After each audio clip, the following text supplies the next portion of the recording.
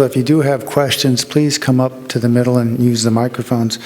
I'd like to start off in terms of a question to ask Dr. Myers and Dr. Wyckoff, just to reflect on systematic reviews, especially in the area of toxicology, is new relatively. I think Dr. Wyckoff mentioned that only maybe 50 have been done in the area of toxicology.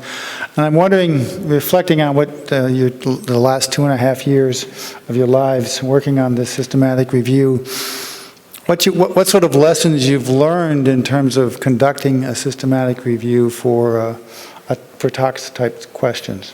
So I open them. If either of you would like to respond. Well, as you can imagine, I have quite a variety of thoughts on this. The biggest, is this working? Okay. I think that one of the biggest learnings, not only in this project but in others, is the emphasis on problem formulation or topic formulation. I think that you can't underestimate the utility in making sure that you're following the process, you're getting feedback from stakeholders and sponsors and, in some instances, even consumers on your question, and make sure you're asking the right question before you dig in. The other, I think, large key learning is that we've still got a ways to go in terms of developing frameworks within our field because we do have these different evidence bases and different questions, and we need to be able to accommodate different types of findings. And when I say that, I'm specifically focusing on both positive and negative findings. When we're characterizing adversity, the weight of evidence integrates both when you have adversity and lack of adversity. So those are two of my key thoughts. I would echo the question formulation phase, and I think in this case we had to keep checking ourselves that we weren't asking a question that was leading to the answer as opposed to being unbiased. It's real easy to say, oh, we're looking for evidence that supports NAROT. That's not the question. The question is, what does the evidence say about when the adverse effects are occurring? And so the way you phrase that and the way you write your conclusions to remain biased without going in with a preformed conclusion. So that was, I think we had to keep catching ourselves. That's not what we're looking at. We're looking at the data of where the adverse effects come. And I think the other one was probably the discomfort with using case studies, because case studies are an N of 1, and it's well known what the limitations are. You can imagine a case study that's occurring in an emergency room, how well that patient remembers how much caffeine they had that might have led to this, how comfortable we are that the doctor remembered to ask the question or record it. So there was a great deal of attention paid to how we are using those and whether we're making sure that people understand that when you have a conclusion statement over for this outcome and it's based on randomized controlled trials, but you have a conclusion statement that looks somewhat similar over here, but it's based on case studies. So how do you word things and make sure that that is clear to the end user when they're looking at the report? Thank you. We have some questions. I'd ask the people who are asking questions, if you could just identify yourself before you ask your question. Please. Hi, Cho-Sun Koo with EOC North America. Quick question. Did you look at how do you deal with the situation where you have a pregnant teenager? Would that be classified under pregnant women or adolescents? And the same question for lactating women. Would that be under pregnant or would that be healthy adult? Okay, so I can't even recall that we had that instance, but we would evaluate when the exposure was on a case-by-case basis and compare it to the inclusion and exclusion. With the pregnant teenager, we would have talked about that within the reproductive and developmental endpoint in adolescent population, if we had that information. And then with respect to the lactation, it would actually depend on if they looked at exposure also prior to birth, and if it was included prior to birth, it would have been included. Oh, okay. Yeah, Joe Knappich from the Army Research Institute of Environmental Medicine. I have a relatively simple question regarding the meta-analysis. You said you didn't do the meta-analysis, but the data was there to potentially do it. So I think that would have been a big contribution if you had, because I think that would have helped in terms of determining dosages and adverse outcomes and everything. So my question is very simply, why not? The project was huge, and the resources that it would have taken to do an additional 27, it would be 27 meta-analysis, because you would need to do it at the endpoint level. And I think it was beyond the scope of the project at this point in time. So we look forward to someone doing that. I think you need one more person on your research team. I'll just add to that also that it is a good point, and that the research question that we were looking at was a little bit different. And what I think that the results have now lended to is if we want to go down that path and, for example, maybe better, more deeply investigate a specific level or a specific endpoint or a threshold with an endpoint, our review has set the stage for doing essentially done the front end of the work on such, and so you could very easily delve into such an assessment on a specific endpoint. I would agree. Bernadette Marriott, Medical University of South Carolina. First of all, I want to thank you for some really excellent presentations. And when you say this is huge, this is really a huge, incredible study. Congratulations for doing this. I was really particularly interested when you mentioned that there was guidance for risk of bias rating tool with chat that dealt with human and animal studies, because we recently completed a study before yours, much smaller, on antibiotic resistance and foodborne illness. And, we used GRADE, but there's just not much out there when you're dealing with animal research. So I know you had a lot of challenges with this one. Again, congratulations. Thank you. And yes, I'll add to that a little bit in that the risk of bias tool for human and animal is actually being expanded to even include in vitro and mechanistic data. So quite a few tools being developed in the field. Question in the back, please. Meryl Wasney, Metabolic Modeling. Could you comment on what provision there is for updating this as time goes on, or is someone else going to have to do this in 10 years' time? Provision or recommendations are two different things. I think the traditional wisdom is that systematic reviews are good for about 5 years. I'll stop there because the rest of it is a money question. Please, sir. Norman Temple, Athabasca University, Canada. The Trump-free zone, yes. Where everybody wants to go after an election.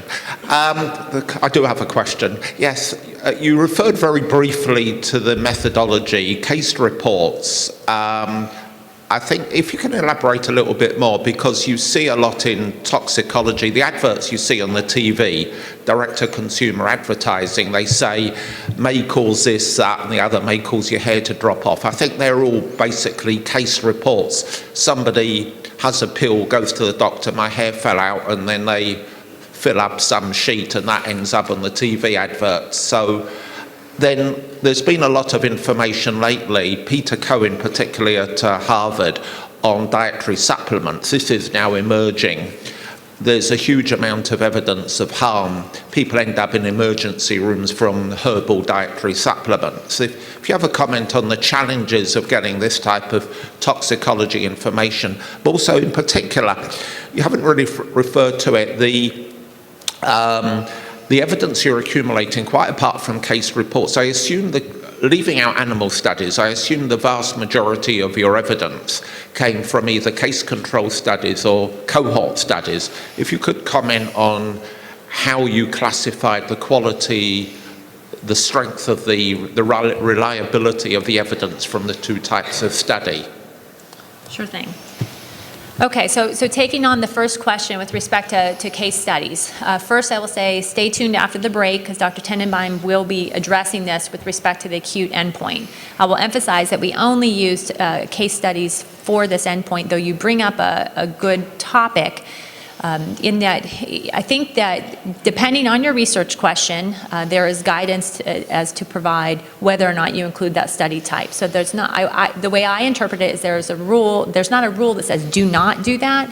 It depends on the research question that you're asking, and in particular the outcome that you're looking at. So if you're looking at very rare events, oftentimes that might be the only kind of data that you have. you have less confidence in that type of data, and you need to be very transparent about that. But in the example of caffeine, that's the data we had, and that's what we included. But we were very transparent about our low level of confidence in that. And then with respect to the different types of studies in our evidence base, also be providing some statistics on the types of studies.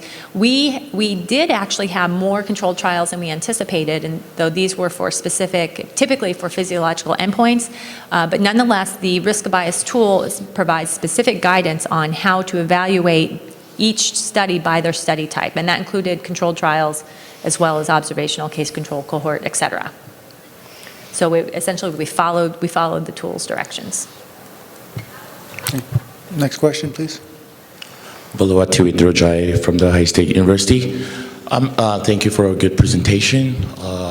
My question is either to Dr. Myers or Dr. Danielle. In your healthy adult subpopulations, did you exclude the effects of caffeine on athletes? We did not. We included athletes. Athletes, Yep. okay. And military, et cetera. Thank you.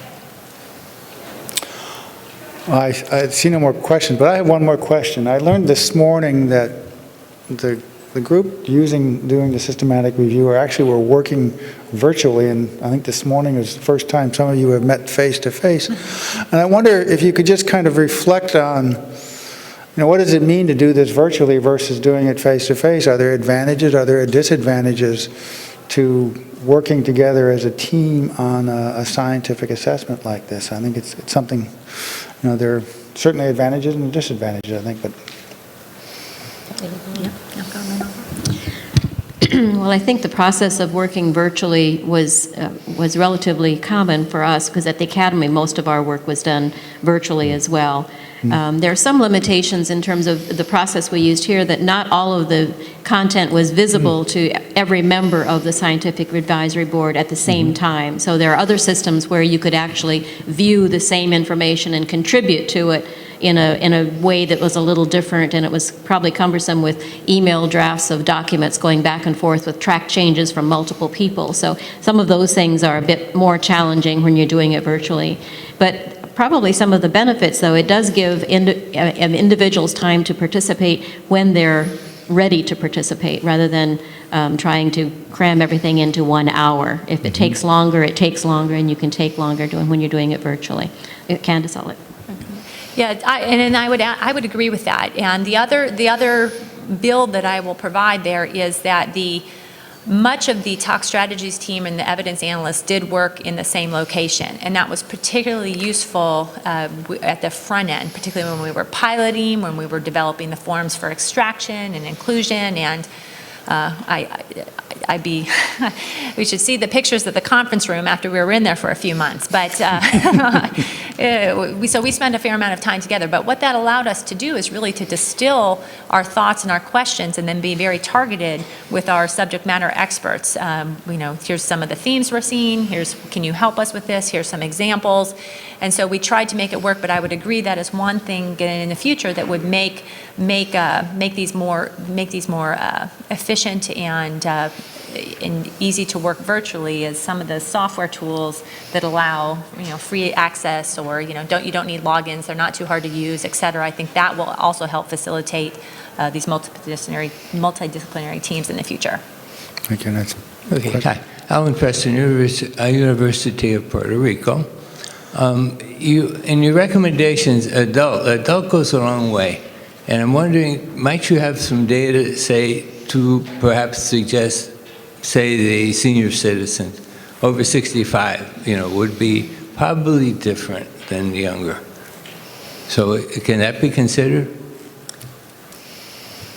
I think that's a good question, and what you'll hear after the break is that one of the outcomes of this is that we feel like we can move away from some of the what I'll just call standard research now, and start to focus more on subpopulations, start to focus on sensitive individuals, and we think that's a key output of this assessment. Allison Yates, retired from various places.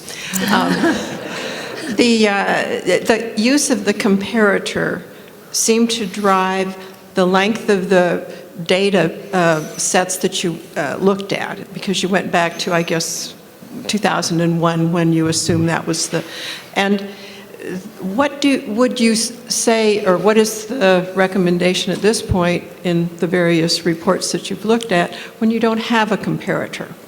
You're looking to find where there's this new product or new component in the food supply that you need to evaluate. Right. That's a great question. We had the advantage that there's a fair amount of research going in, and so we could have a targeted question. And I think that in those cases, you would have maybe a less targeted question with respect to the exposure or the comparator, and you might be asking a more broad question with respect to exposure. However, where I think that you would benefit is from trying to have a more targeted outcome. So you're focusing, what characterizing potential effects over a range of exposures for a specific outcome. So, for example, for immunotox instead of a large bucket like cancer or something. So you're almost doing a GRAS review in a way, just to look at where do you go. Right, and that's a great question, even from that perspective. The other thing that I will say is there's a fair amount of tools that are using machine learning now, and you can do more scoping assessments, and I think that those are going to have a fair amount of utility, particularly for GRAS assessments in the food safety world. The other thought on that was that would be an ideal situation for really doing a meta-analysis. We mentioned here that we didn't require a meta-analysis to answer this question because we did have a comparator. If you didn't have a comparator, I think you would have to rely on you would want to rely on a meta-analysis. I would agree. Well, thank you. We've come to the end of our morning part. We'll come to our break. We'll break for till 10:15. I want to again thank Dr. Myers and Dr. Wyckoff for the very impressive presentations this morning. Thank you.